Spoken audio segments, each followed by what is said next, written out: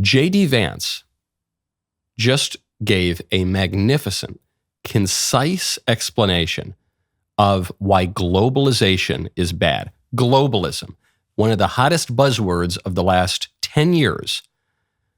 Opposition to globalism being one of the clearest motivating factors behind President Trump's victory in 2016, some would say 2020, and 2024. I'm not getting into that, don't worry.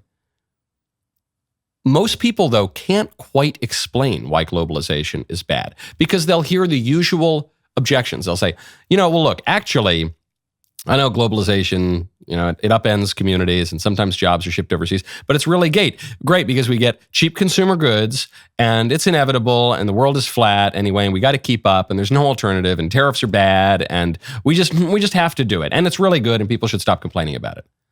And the opponents of globalization, they kind of know at a gut level that globalization is bad. The mass migration has harmed their communities, the outsourcing of jobs, the destruction of America's industrial base. They know that those things are bad, but they can't quite articulate why. J.D. Vance provides the reasoning. Because there were two conceits that our leadership class had when it came to globalization. The first is assuming that we can separate the making of things from the design of things.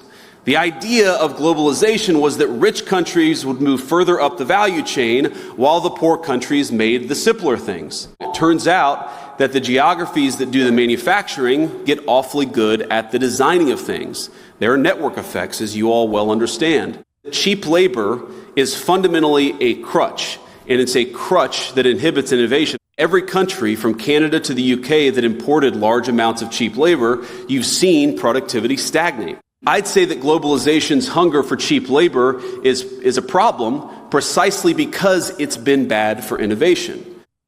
Beautifully put, so articulate. He's just totally smacking down all of the arguments that the really smart globalists make. The really smart globalists, for decades now, have made the argument, look, we're not like some third world country. We've developed. And so we're going to just move up the food chain and we're going to have those poor countries do all those tasks we don't want to do. It's just a macroeconomic version of explaining why we need an open border so that we can get Guatemalan peasants to pick our grapes for us. Well, Americans don't want to do those jobs. Americans don't want to manufacture anything. We can just have slaves in China do it. But don't worry, we won't lose our competitive edge because we're going to do the designing. We're going to call the shots. We're going to be running the companies. And we're just going to have the slaves in China make the widgets. And we'll keep it like that. But J.D. Vance says, no, hold on. Turns out that the companies that do the building also rather quickly get good at designing. And when we're talking about a country like China, China's going to get really good at designing really quickly because they're going to steal our intellectual property too. When you do business in China, you basically have to give the Chinese everything. And there's close coordination between the businesses in China and the Chinese Communist Party. So that doesn't really work. Okay, well, I'll tell you what. If we use the slave labor in China, okay, maybe they're going to get good at designing and American companies are going to have to compete after helping to build up these other industrial bases. But, at the very least, it's going to free up our time to innovate, right? And J.D. Vance says, actually, history doesn't bear that out. This is kind of a version of Nancy Pelosi explaining why they had to pass Obamacare. They had to pass this massive healthcare overhaul because then health insurance would no longer be tied to people's employment, which is an historical circumstance that came about because of a Democrat president, FDR, but that's a story for another time. And when your health insurance isn't tied to your employment, then you're freer to change jobs. You don't need to have any job at all. Man, you can be a poet. You can be a novelist. You can be a painter. She said things like this. And a lot of people believed it. They want to believe it. Oh, if I didn't have to work my 9 to 5, then I could write the great American novel. And the reality of it is, no, you won't. You won't write the great American novel. Most people are terrible poets. Most people probably shouldn't pick up a paintbrush. Go to hillsdale.edu/Knowles. As we enter March, many of us have settled into our routines, but that does not mean the opportunity for fresh starts has passed.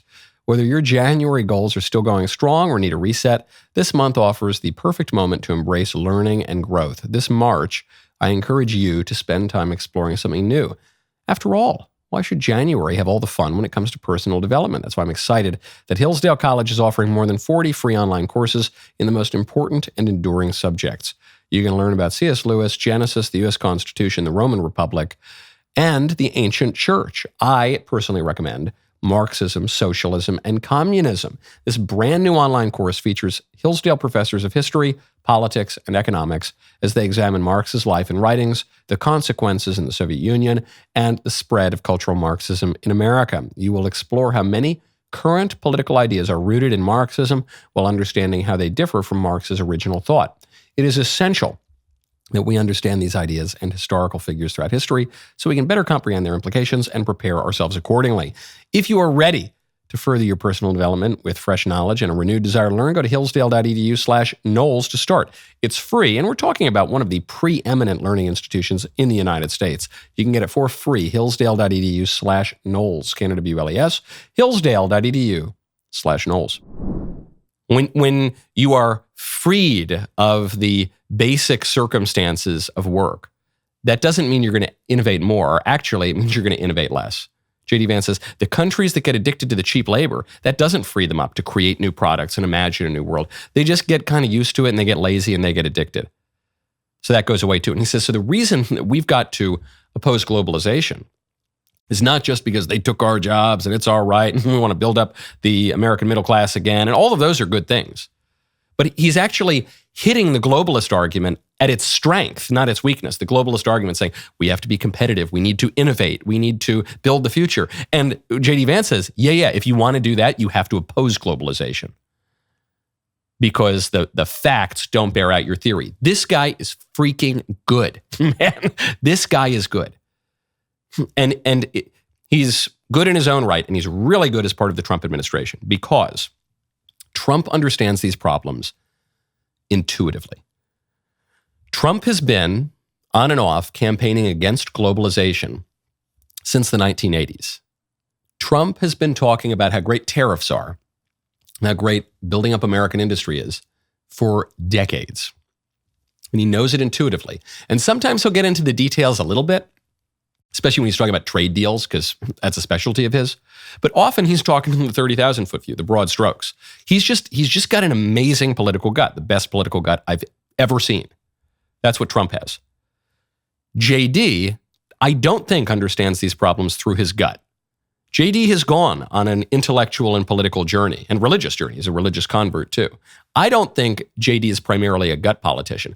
I think JD is a very smart, educated guy, very disciplined, who does the reading. I think JD has come to these conclusions through rigorous study. And those two go together really, really well. Because you've got President Trump, who just intuitively gets it in politics. He just has a sense of the right thing 99% of the time. And then J.D. Vance can come in there and fill in all the details and make all of the arguments. It's a very powerful team. And it's very helpful to have both of those. Not just both men, but both skills in politics. That was a great clip. Now stop, ring the bell, subscribe. We'll see you next time.